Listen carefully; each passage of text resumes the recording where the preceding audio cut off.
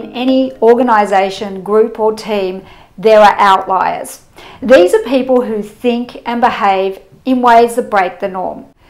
Average managers and HR practitioners focus on the people who do this in negative ways, the 10% of people who have performance problems or attitude difficulties. But really savvy people leaders focus their attention on the other end of the spectrum, the people who are deviant in positive ways. My favourite example of a positive deviant was Dave. He was a young man I came across when I was working with a group of waste collection officers.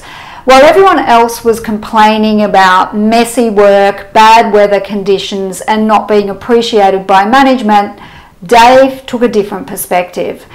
He said, "I love what I do because I'm keeping one of the most iconic places in Australia beautiful."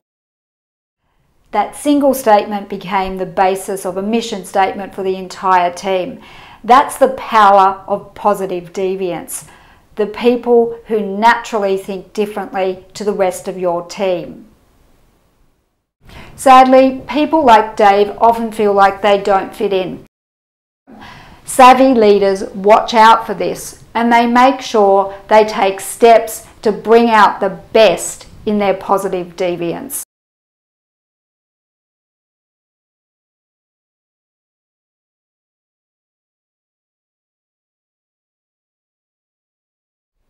There are a number of skills that leaders need to be able to boost positive deviance in organisations. The first skill is the skill of active constructive conversation. This helps leaders to craft conversations with and amongst groups which allow everyone to have a say and help people to understand each other's perspectives, especially when they're a little bit maverick. The second skill is the ability to futurecast in positive ways. What we mean by this is the ability to project ourselves into the future and to imagine being able to make a difference. Leaders who do this tend to draw out the characters like Dave, who are naturally inspired by the energy of conversations based on hope theory.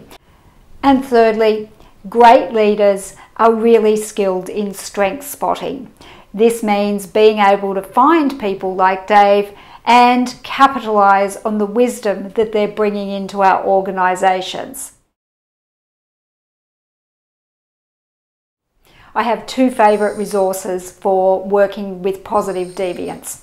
The first is the book Positive Deviance by Jerry and Monique Sternan, where they present a really brilliant model for practically applying this idea of behaviour outside the norm being a source of excellence in organisations.